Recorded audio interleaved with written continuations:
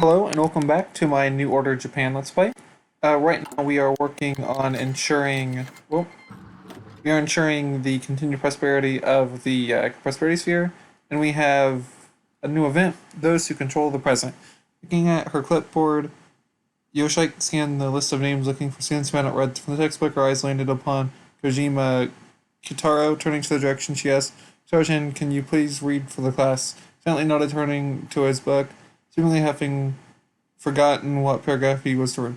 Slightly panicked, the class grew a little louder as whispers between friends began to start. Seeing his dilemma, she saved him. The greedy, Shane government, she loudly whispered, thinking shy he began to read. The greedy Shane government in China, in a bid to distract the people of China from their poor lives, staged an incident along the Luogo Bridge in order to start a war. He responded, here to sympathize appropriately. The Shane government and the communists have been fighting with each other, which destroyed China, but they came together to attempt to hold. He had to stop intervening to save him again. Liberation. Liberation back. After a long war, Chinese unity had prevailed, and the Chinese people were happy. Kito flung back in his seat, having played his part. Thank you, Kiyotaro. Now, Ishigai picked up his stack of papers. We will be doing an activity that will focus on the paragraph we have just read. Since I will be learning more about this later, one of our students inquired. Yes, we will learn more about the China War in later grades. Ishigai passed out the worksheets, and pupils began to write as soon as they received the papers. Controls the past. Alright, so we got Crow Prosperity Sphere. We're just going to keep going with that. After this, we're probably going to try to maximize growth. Because right, okay, debt rate, still only 2%, which isn't horrible. We're going to say Burton has done it, but we only have 4% GDP growth. I would like to get that growth up as quickly as possible. I think that would probably be the best thing that we can possibly do. Right now we have nothing to spend our political power on. Meeting the people we just saved are now at wars with the Council, which is not good. Or maybe we'll see. We'll go ahead and pause. Let's see. 10 volunteers. Can't do. Okay. Well, it looks like I can't help you. Good with maximized growth. First, we have to say as much as possible for our economy. By creating more and more construction projects and military contracts, we can further develop the islands while keeping the West at bay. Some spiritless economists claim that our growth will not last forever. Investment should be made with the long term in mind. These are irrelevant. Letting our economic potential reach the heavens, we shall be unchallengeable. What could go wrong?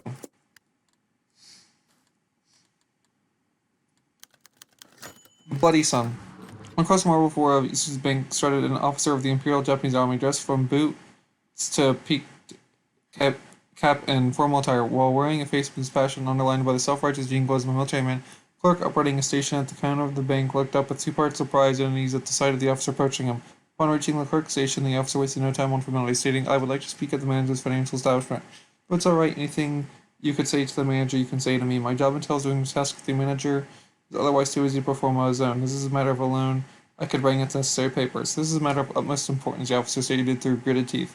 I would like to discuss with the manager the matter of a loan to show us on shipping and receiving corporation. The loan has already been requested, but we are experiencing delays pertaining to the incompetence on your own, and the original amount of money requested was denied in favor of a smaller amount. This behavior is unacceptable. The officer slowly leaned forward, putting his hands together on the counter. His gloves stretched and his knuckles cracked. May I inquire, officer, what does this have to do with the army? What does the army have to do with? You may not. I would like to meet with your manager immediately. I warned you, boy, you would not dare show insubordination in front of a division of army soldiers, and you shall not do show insubordination in front of me. The scowl of the officer's face is from a look of hatred and insecurity. The clerk stared back in fear, before clumsily opening the hatch to the counter so the officer could enter. Follow me, sir. You still live in the wild. Broadcast of peers increases. Still no events. Susquehanna wants funding. Kuntai received a letter from a famous entrepreneur, Selska Russia. He's establishing a new oil company based around silicon fields and is wondering if Ino's government would be interested in subsidizing the enterprise. The prospective operation was successful and a large, profitable field was found. So I believe that expanding oil extraction in the area would be a good way to make the silicon economy less dependent on agriculture and could potentially bring a lot of educated workers. Long term, it could even evolve Tura into an important center in our empire's far north. Certainly a good idea. Ino was, however, Unsure if the best is to handle the request within the country or to give it to Kishino in Manchuria. He could possibly integrate it with the larger economic plans for the North. Huh. Another request within the or give it to. We'll handle it personally. Make sure everything stays good. As far as funding, having let to handle the matter of the new second oil fields himself, is now time for Prime Minister Eno to determine the appropriate amount of funding to distribute. So, although a member of the opposition to the in the Diet and a man embroiled corruption of the highest order, he's still a businessman that could not be ignored. His numerous enterprises and contributions to the war effort in past decades had ensured he would remain influential whether the government wished it or not. That he had discovered oil, ever prescient essential to the function of the sphere, spotted the full attention of the Khantai. Possessing the oil fields would be no cheap matter, as this was the case with anything involving oil extraction. There was source to be considered as well. Caution says that only a small sum should be given to Saswa, lest the venture fails of Taekwa. Yet another voice suggested that Sal's business in Suckland was more than sound, enough to deserve a generous investment. The rewards would certainly be enough to deserve a generous investment. The rewards could surely be great if that was the one, and so was describing it to be. Having heard both sides before, Prime Minister Eno would now have the final say. A little bit over the required is deserving. This deserves more funding than usual. I'll give it more funding than usual. Is this okay? I wonder where this is at. I just don't know. Okay. Having successfully constructed and operated one oil well, you covered the question of whether or not would receive further funding. The well had been a success, extracting a profitable tonnage of oil month with no shortage in sight for a long while. The idea of a second or even third well seemed like the best way to move forward with the operation. After all, if one well was producing an exceptional rate, surely two more would only pay for themselves. So could obviously afford to cover the cost of construction and employing more workers. Regardless of it, he actually asked for it or not, the businessman would still be asking for more subsidization. Once again, Prime Minister Eno would have to make a decision on how much Sasford would be receiving. A great deal of money had already been investing in the oil wells. Caution spoke of providing a reduced sum enough to provide with some motivation. Yet, with all the success the businessman had seen so far, other voices suggested even more money should be poured into oil wells to truly access the full potential of oil reserves. Eventually, Eno decided to invest a large amount, or he's going to stop now. A sensible amount.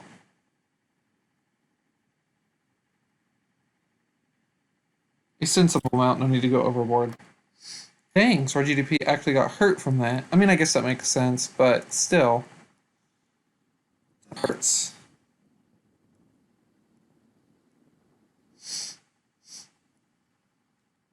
Let's see. So there's no events to help these guys out directly.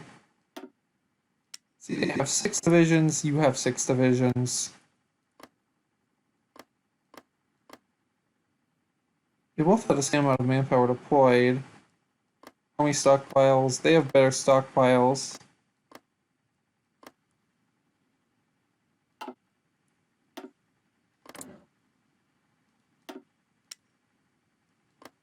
No planes versus no planes.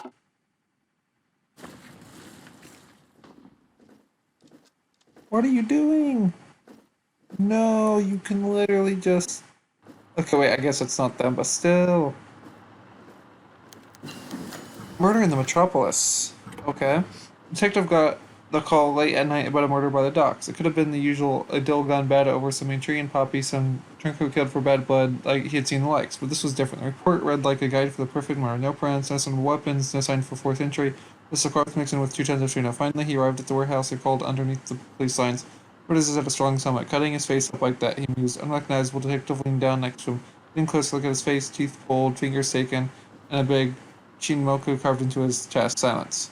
Who the hell are you? Search the scene, search the worker, search the body. I'll search the body. Alright, and... It's way ahead of time. That's ahead of time. These are mutually exclusive.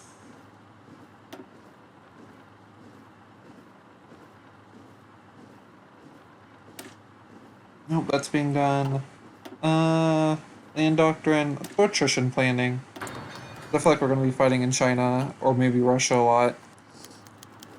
Search the body for all, of course, for all the... Oops. Of course, for all the evidence that could possibly be collected, the body remained in the center of it all. It's a grim reminder of the caliber of the crime and the criminal who carried it out. From the first glance, one it could tell it was not hot-blooded murder of passion or rage, but a merciless case of cold cruelty. First has been removed the body from the vat of no-spoiled fish it was found in. The act itself did not pose much of a challenge, but the aftermath did. The forensic specialist had to carefully separate the oily pieces of fish's carcass from the grisly gore of the victim centimeter by centimeter, taking care not to erase any potential evidence. Slowly but surely, as the fish was stripped away, more details emerged from the ravaged corpse.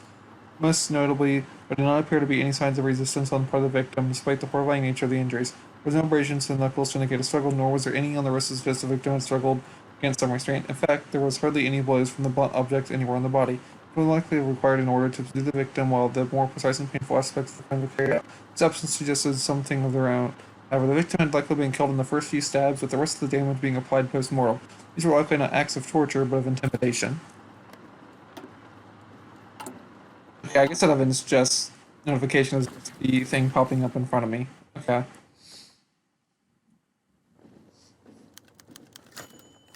Fortunate foresight.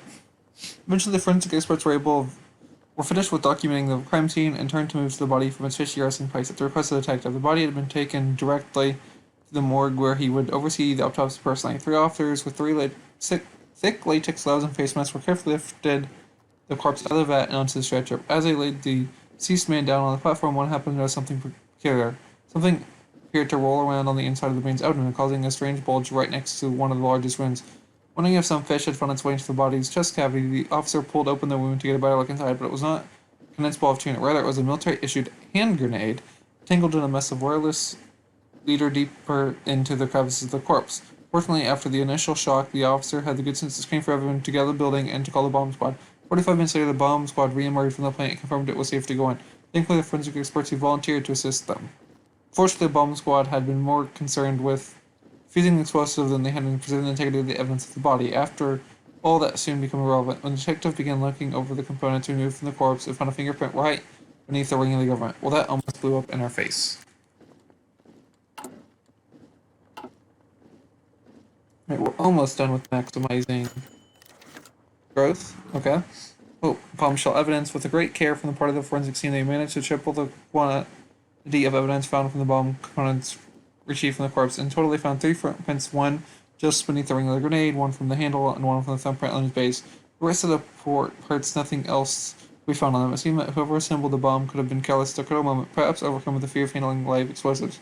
In terms of sheer force, the bomb itself was nothing extraordinary. It was nothing more than a hand grenade and a few gunpowder charges crudely wired to a memory timing device. By the bomb spot estimation would not have noticed the bomb, did likely have gone off within the first half hour, pushing it break to say the least. Likely it was not meant some form of convoluted terror attack was means to destroy the evidence, with the added benefit of a layer of intimidation. What the bomb lacked in power, it made up for in its arming nature. What it was that the multi-issue grenade could appear here of all places. To answer the question, the detective could only turn to the aforementioned fingerprints, which of course entailed a long and arduous task of visually comparing the prints, which the nearly endless collection of Tokyo police records. Nothing else to be done, the detective decided as he picked up the case file from his desk and began to long march to the records room. Alright, we're almost done with maximizing growth.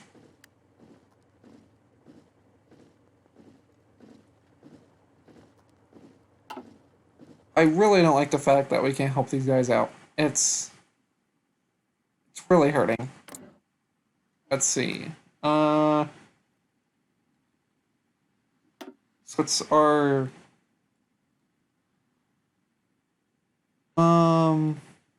wait, what are you? Maximizing growth done. Here, let's give it a second. So you have national focuses. Your literally only focus is to win that first war. Okay? That's dumb.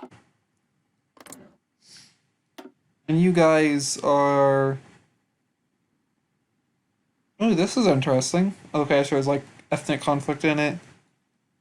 You guys are doing red shells.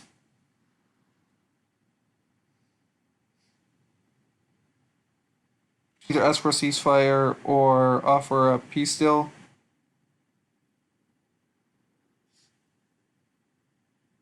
Beijing is more than 10%. Does not control Western Mongolia. Alright, the Wolf who cried boy.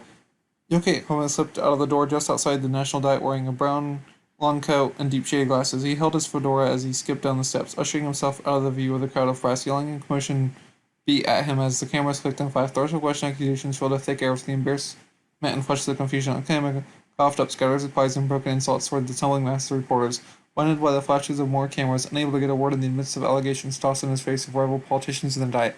Microphone was held in his face, prompting him to answer for his crimes. Akiyama cleared his throat and explained the criticism of extrajudicial killings in northwestern China by the military, even telling his support for the same legal system in which the emperor was a sovereign of. Before he could finish his statement, there were reports hissed back at him. Kaufman's extreme accusation of treason. Akiyama's face colored further in frustration. He rushed through the crowd of reporters, slandering his every step. Images of his face circulated the press next day, branding him as a traitor and opportunist, followed by the news of his resignation. The words condemned military operation in China were shortened and trimmed to fit the articles, mostly branding him as a threat to the empire. News, although alarming, quickly siphoned him out of the political affairs, and discussion of violent happenings was not to occur again. Who cares for the truth?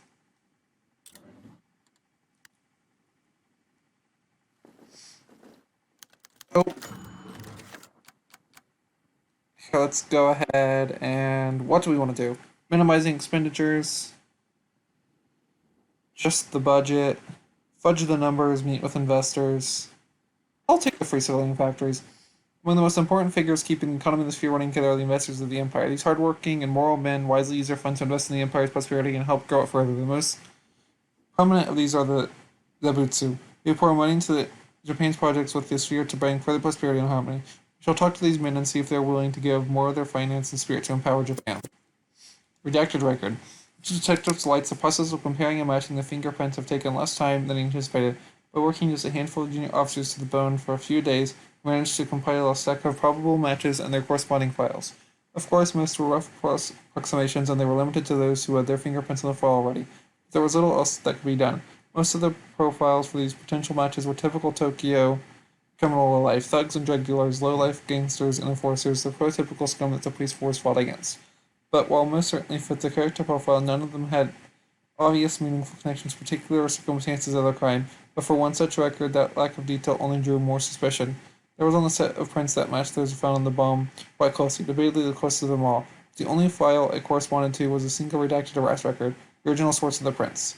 Both the name and the circumstances of the crime had been struck from the record, generously coded in black ink bars that dotted the page. Beyond that, there were no reason given for why the record had only been censored. No accompanying paperwork or must have changed. The only pieces of identifying information were the picture of an unnamed man, an average-sized man with short black hair and scarred gas above his right eye. The name of the filing officer some Takara down the central police station. Perhaps it would be able to offer some insight. I'll call a cab. Civil Rights Act of 1962. Kennedy Nixon are okay. Let's divide them. Alright.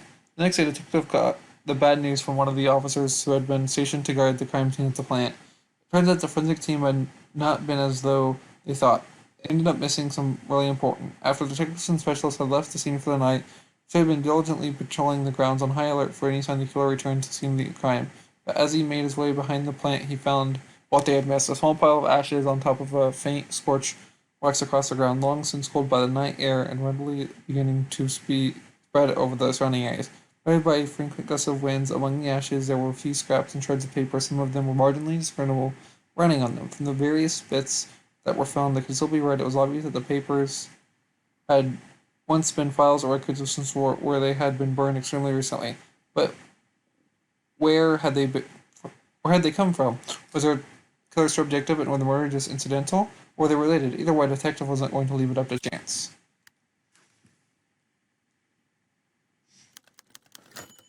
Right, up in smoke. Despite the best efforts of the detective and the staff's forensic lab, hardly anything could be gleaned from the back-end scraps of paper that had been retrieved from the crime scene. Many of the scraps had been survived were easily brittle and fragile, splitting in smaller pieces, resolving to ash at the slightest touch. But really, this was no great loss because most were either already unreadable or contained contextless words or fragments of sentences that provided no leads or useful information. The only thing that was somewhat readable were the centers of a few pages from the latter half of the pile. The headers and margins had been swallowed up by flames, encircling the remaining text in black rings. Unfortunately, this meant that there were no names or otherwise, which information to be found among the lucky survivors. All they gave her some rough description of Fish Plant and his operation. Nothing just had been chosen for the crime. Thoroughly, Brinscott made a few references to the payment, but gave no context as it was concerned with anything more than standard business transactions. With nothing else to be done, the detective readily placed the Ashton pages back into their dedicated environment-proof bag and returned them to the evidence locker. Despite the flames, the lead had gone cold. I wonder why we're having the murder mystery. Uh, can we help these guys?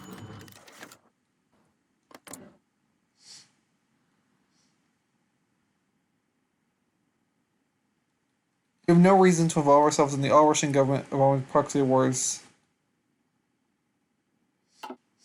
Okay, okay, I get this is just a raid and not a war, so I get that. But yes, we do. Contact the Japanese.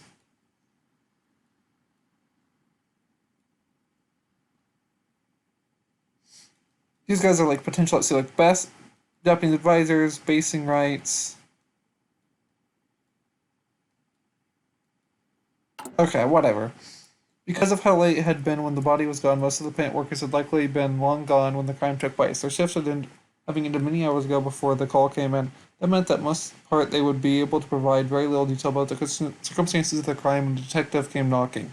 Every one worker a shift lead had been passing by the plant on his way home, and had happened to see a suspicious figure on the property, and decided to call the police.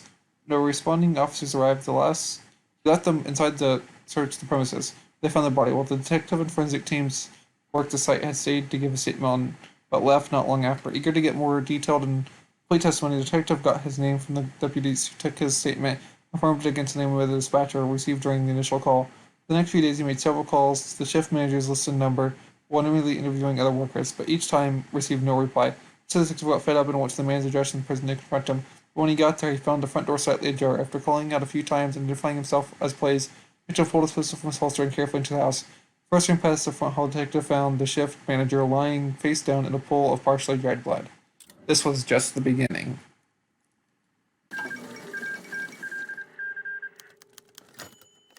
Oh. Mongolian Civil War. In a shocking terms event, the world watches and all as remnants of the Red Army based in Mongolia declared war upon the co-respirated fears of Mongolia and won. The peace treaty stipulates this fear will not interfere in the Red Army's activities in the east, a sure sign of the expansionist goals of the leader, Alexander Volinsky, a military man and one of the finest generals of the decrepit Soviet Union. Seen now turns his attention to the northern factories of central Siberia, where many thought his brand of Red Army survivors, little more than a horde of starving Mongol bandits, would be snow warlords fighting for supremacy of the Shattered Union without yet another opponent. You're kidding.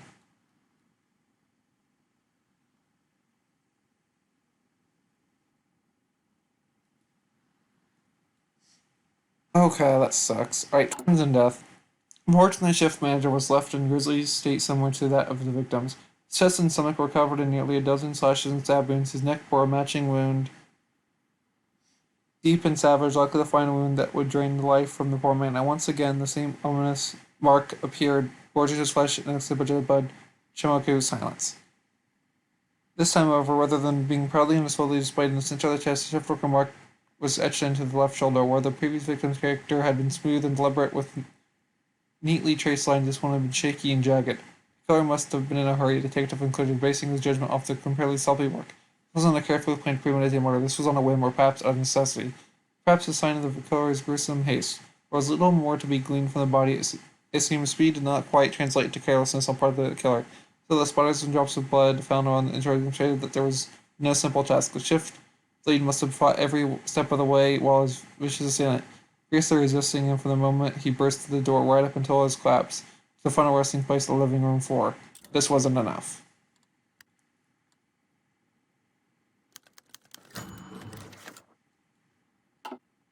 Interrupted meeting. Tracking down Officer Tucker wasn't easy enough. Schedule for the day had been scheduled to be on call from the Tokyo Central Police Station. The detective felt somewhat weird about to confront a fellow police officer about a crime of this caliber. Everybody figured that the officer would be able to provide some alibi or correct some misunderstood detail on their part. So he gathered up a small squad of officers and the detective made their way down to Central Station. Once there was a quick flash of badges and certain relaying of their intent, they waved past the front desk and towards the general officer's hall. At first, the group did not seem to find Officer Tucker amidst the regular daily hustle and bustle of the station's officers, but one of his colleagues was kind enough to inform them that Tucker had stepped out back for a smoke break. With a curt thank you, the detective turned to the door at the far end of the room and led to the back entrance of the station. His team followed behind him. When he pushed the middle door open, no sign of Sakura, he heard some buzzwords floating around the ground in the corner. Please don't tell me he's dead. Not waiting for the rest of his team to come through the door, the detective briskly ran into the corner and searched the source of the found face-to-face officer who himself had been watching a conversation with another man who looked quite like him in passing, save for a deep scar on his right eye. It's a brief moment of silence as the three men stared at each other. Thus, no longer in time it was for them to reach for their weapons. The first sound was nearly the detective's shout of place, but was barely beaten up by a gunshot. Shots fired. Okay. Not exactly sure who shot. View from the ground. Detective vision was blurry. Shapes and colors of the world merged and molded into each other. With each blink, his eyelids became heavier and heavier, flicking his vision between indescribable fog and total darkness. But for a moment, with a great amount of effort on the detective's part, his vision became clear. The scarred man in front of him, face down against the hard concrete ground, his hands were cuffed behind him, and the boot of the police officer was placed squarely on his back. Turning his eyes a bit, he could see a small pool of bloody forming beneath him, trickling out the dark hole in his leg. The detective also became aware of the fact that in the world around him was quite loud. The sounds appeared distant and garbled, but he had been so focused on looking, he had hardly noticed them at all. With more effort, the detective strained to hear the sounds of surroundings. First, he heard the groaning of a scarred man in front of him. Softly instinct, next came the repeated pops and cracks of gunfire, accompanied by the occasional whizzing of bullets rumbling back. Finally, he turned to see one of the officers that accompanied him crouching behind a crate and screaming was radio. For a moment, their eyes met, and he saw fear, confusion, above all loss. The detective's eyelids fell for one last time, required each other to become clear. Send back up to election immediately. We're taking fire from a police officer at the southern eastern exterior of the central officer. Officers down, I repeat, officers down. But we aren't done. We're in the desert, gods of the north. Okay, let's see.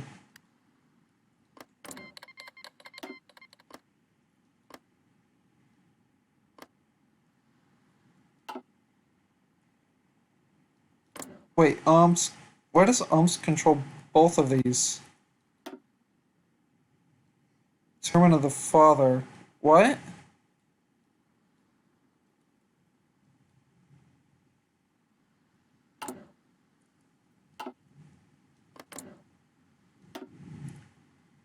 Um,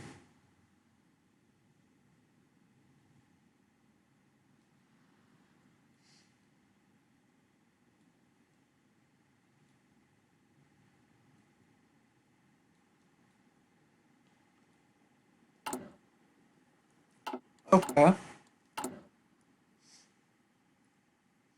Really wish I had more to spend my political power on, but it's fine.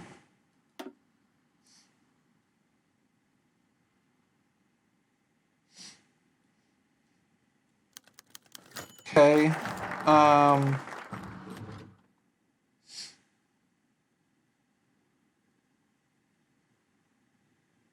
it doesn't look like they're going after us immediately. Alright. The development of the case had occurred while collecting evidence strongly suggesting that the motivation for the murder is far more complex and calculated than initially thought. The revelation that the killing itself was carried out by a former soldier who had seemingly no obvious connection to the victim, the investigation took a new character. The officers of the ward station once combed through the gory details of the case over tables and cross desks was now only a stern silence. Hushed conversations were held behind closed doors, locks on filing cabinets were now checked and double checked, and notebook became carefully guarded realms of speculation and secrets. No command directive taught this culture of silence to the station. It was ushered by the demeanor of the chief detective. He had steadily become more stoic and withdrawn as the days went by, answering to previous questions spawned questions of their own. And before long, the case loomed like a hydra of the department. Given the general sense of turmoil, it was all more surprising when the chief gathered the department before him one morning and announced that the investigation was moving on to its next stage. The teams would be organized to shift away from field work and focus on filling the holes in the case with paper. Each group would be responsible for interacting with, requesting, and securing information from the different administrative officer. More importantly, the specific objective of and information obtained by each group would be strictly localized, only known with the group and to the central command of the investigation. The chief did not offer a justification for the change, but none was really needed. Afterward, the detective paused to run his eyes over the rows of silent, stern-faced men before him, looking in concerned confusion. Finally, he broke to silence. No questions, he asked. So the man kept their silence. Sitting, glancing between themselves and detective. Okay, then this is what we're gonna do. Investigation gains momentum. All right, so the next thing we're going to go do is we're going to minimize expenditures. In addition to keeping growth high, we must not forget to cut down on unnecessary costs. Infrastructure that needs frequent repairs creates more jobs and gives us money right now. After all, should cut off unnecessary luxuries all across the empire, which our people will survive with their strong spirit. The Japanese of our empire need not to worry too much over it. As much of our castle will benefit for the lazy or the fewer members who refuse to pull their weight despite our benevolence. Okay, so basically we're cutting off everyone else here. Why are these guys not part of our faction? Yeah, right. And unfortunately, we have ran out of time for this episode. Please leave a like and subscribe if you enjoyed, and I'll see you in the next one.